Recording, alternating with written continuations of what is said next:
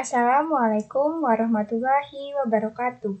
Saya Olivia Jikrina dari kelas 1B. Di sini saya akan menyampaikan dan menjelaskan materi algoritma dan pemrograman. Pada materi pertama ini, kita akan membahas tentang pengenalan bahasa pemrograman dan kelebihan C++. Jadi, C++ adalah bahasa pemrograman komputer yang dibuat oleh Bijan Stropus, merupakan perkembangan dari bahasa C dikembangkan di Bong Labs Dennis Ritchie pada awal tahun 1970 atau bahasa yang lahir dari pengembangan bahasa C. Nah, adapun kelebihan C++. Yang pertama, bahasa C++ tersedia di hampir semua jenis komputer. Yang kedua, untuk programmer baru akan lebih mudah menghafal kata-kata kunci C++. Yang ketiga, bersifat portable dan fleksibel untuk semua jenis komputer. Yang keempat, bahasa C++ juga mampu membuat aplikasi grafik prosesor yang berkualitas tinggi.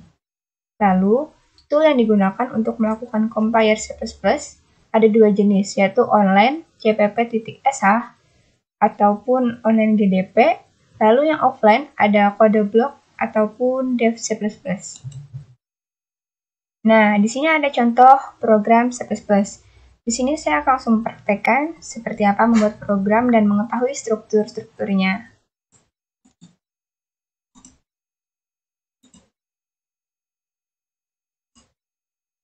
Nah, ini. Kita hapus dulu.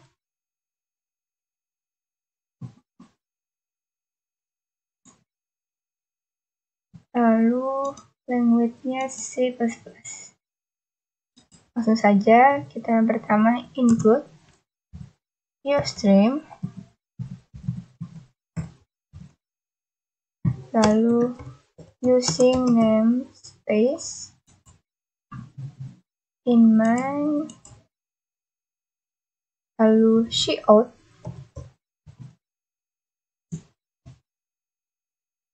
Kita ada petik 2. Contohnya saya adalah Olivia. Nah, sekarang mari kita running. Error apakah benar? Wah, ternyata ada yang error. Oh iya, using namespace ini std, jangan lupa. Nah, sama ini juga.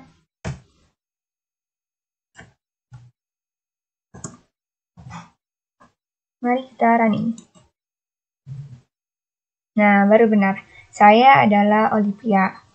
Nah, akan saya jelaskan contoh program C++. Include yaitu library atau pustaka yang apa saja ingin kita gunakan di dalam program. Nah, jadi include ini yang seperti ini. Include itu adalah tujuan utamanya untuk membuat kita program. Lalu, namespace yaitu agar memudahkan kita tidak menulis std berulang. Jadi, apabila namespace std itu menggunakan fungsi cin dan cout yang ada pada Ustream harus diawali std. Seperti ini, teman-teman. Nah, lalu fungsi yaitu inti dari program atau inmain. Inmain yang terdapat di sini. Ada kurung buka dan tutup. Lalu, penulisan statement dan ekspresi yaitu perintah yang ditulis di dalam fungsi, setiap kalimatnya diakhiri tanda titik koma. Nah, ini ya, lalu ada titik koma. Itu fungsinya untuk di akhir kalimat. Lalu white space yaitu tab spasi. Ini contohnya seperti ini, teman-teman. Kita beri jarak sejauh apapun. Coba kita running. Nah, dia tetap jadi seperti ini, tetap jadi semula. Jadi, spasinya, jaraknya, jauhnya seberapa itu tidak mempengaruhi dalam program ini.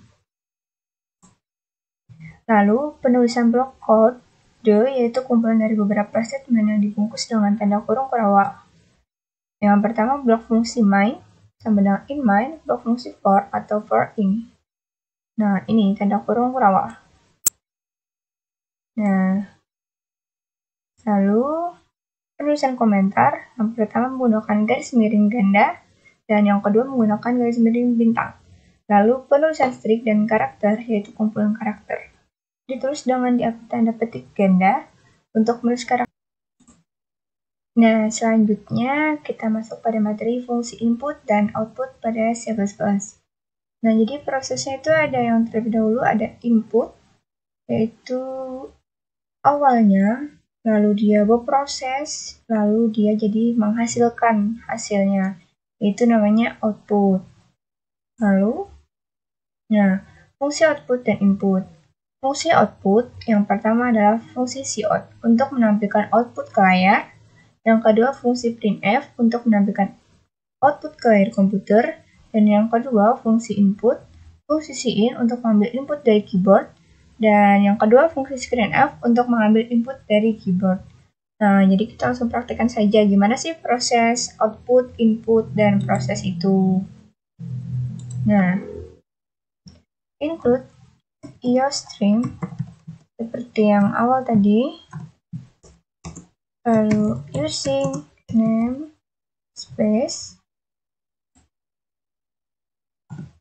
in mind. Nah, lalu kita tulis di sini string.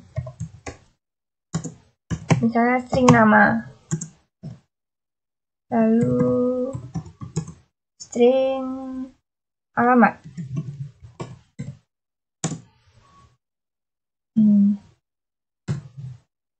Lalu kita masuk ke input.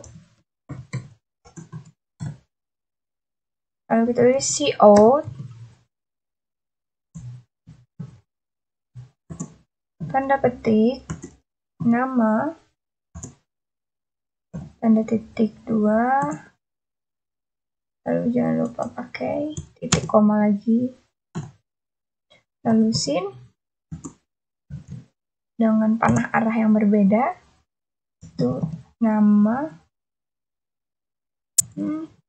Alamat. Nama sin. Oh ya, sinnya tetap nama.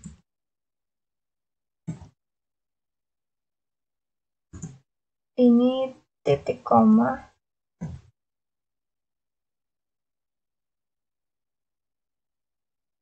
Lalu cout.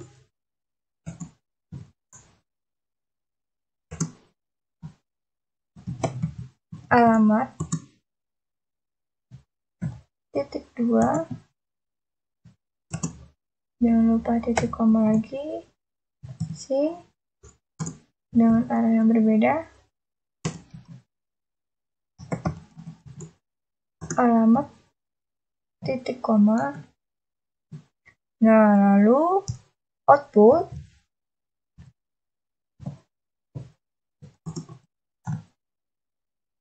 Kita tulis lagi cout seperti yang di atas.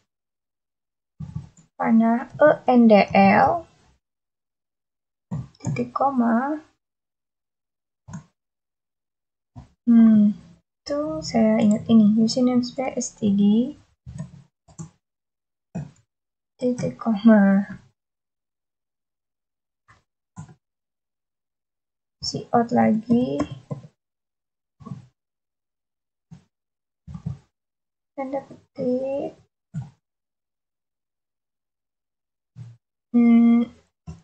Nama saya adalah, lalu tanda petik. Nggak usah tanda panah.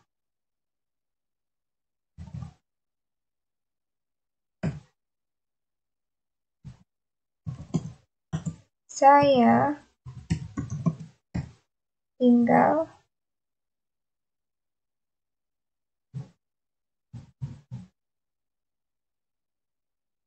di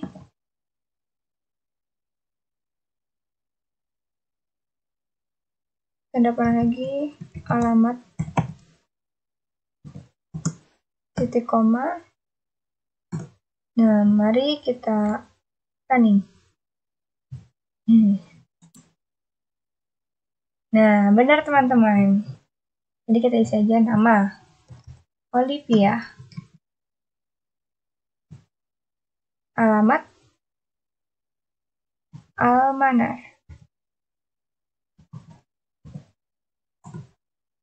Nah, nama saya adalah Olivia, saya tinggal di Almanar. Seperti itu ya teman-teman.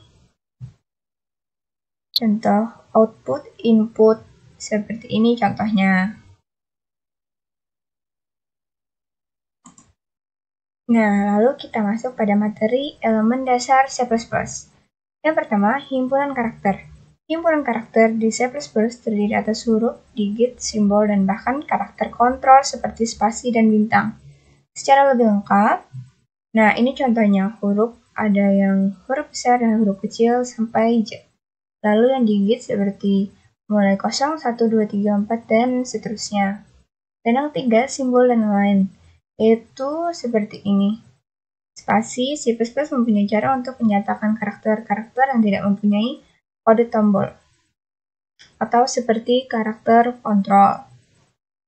Nah, selanjutnya pengenalan identifier. Pengenalan identifier adalah suatu nama yang biasa dipakai dalam pemrograman untuk menyatakan yang pertama variabel, dan yang kedua konstanta bernama, ketiga tipe data, keempat fungsi, kelima label, keenam objek, dan hal lain yang dideklarasikan untuk didefinisikan oleh pemrograman. Selanjutnya, tipe-tipe data C++. Tipe data dasar primitif di C++ meliputi char, int, short, long, float, double, long double, sama bool. Nah, selanjutnya, variabel dan konstanta. Data di C++ dapat dibedakan menjadi dua golongan. Yang pertama variabel dan yang kedua konstanta. Variabel merupakan komponen penting pada pemrograman. Variabel digunakan dalam pemrograman untuk menyimpan suatu nilai dan nilai yang berada di dalamnya dapat diubah selama program dieksekusi. Nah, langsung dari sini aja kita praktek ya teman-teman. Include seperti biasa useStream, lalu using namespace, jangan lupa std,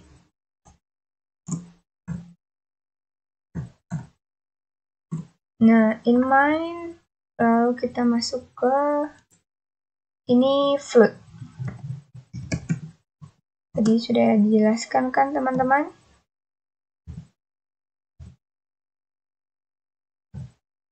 Sama ini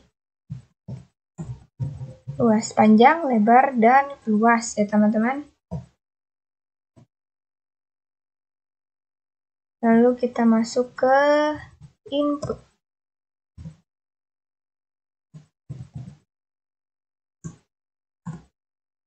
Nah, cout, tanda panah, tanda dan tanda kurung, input, panjang,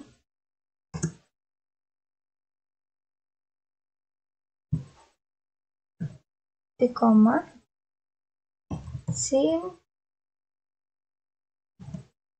itu P ya teman-teman, P bukan V. CO, tanda petik, input, lebar,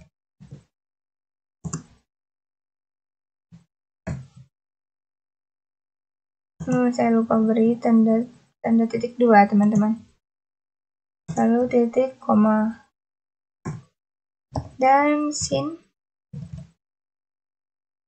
ini L, titik koma lagi, lalu kita masuk ke dalam proses.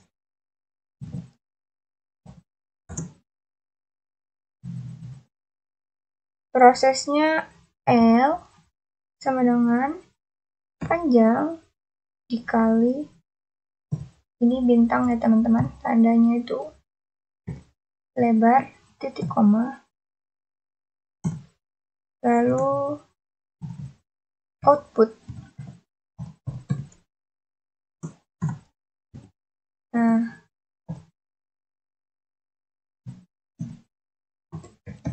CO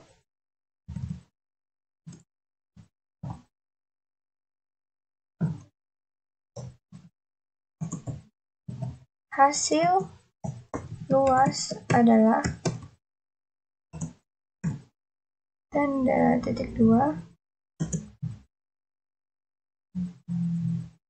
lalu tanda panah lagi yaitu L,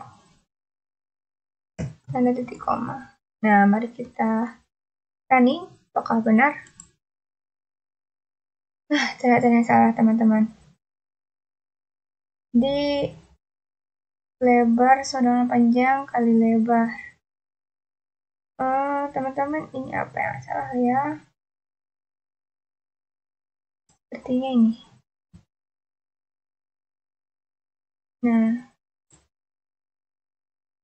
Nah, ternyata tidak bisa caps lock. Jadi langsung aja. Input panjang misalnya 6. Terus input lebar 3. Lalu hasil luas adalah 18. Jadi seperti ini ya teman-teman. Contohnya yang tentang elemen C++.